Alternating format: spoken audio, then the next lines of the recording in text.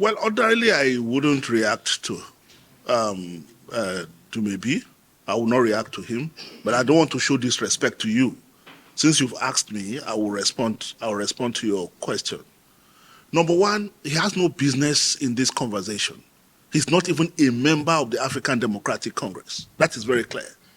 Number two, a one-time presidential candidate or any candidate of a party does not own the party, does not have a say in the direction the party goes.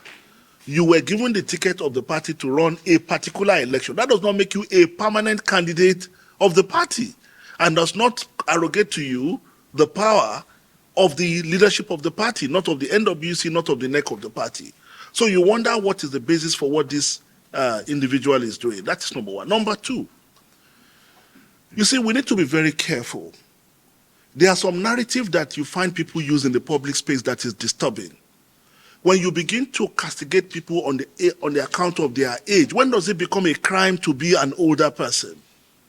These are things that people get arrested for in civilized societies, to profile people in a way that shows that you are excluding them for one reason or the other from their democratic rights. So he keeps saying old people, old people. Is it a crime to be an older person?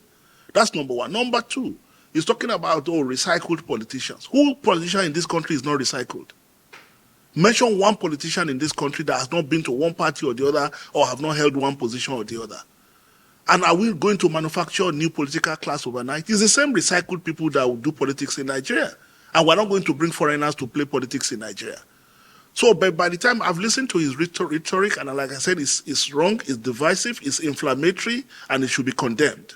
Because he keeps saying north, south, these northerners. Who talks like that? And there is someone who, no matter how ridiculous, aspired to be a president of Nigeria and is promoting such divisive and rhetoric. It's quite unfortunate. I'm not going to say anything more than that. Thank you.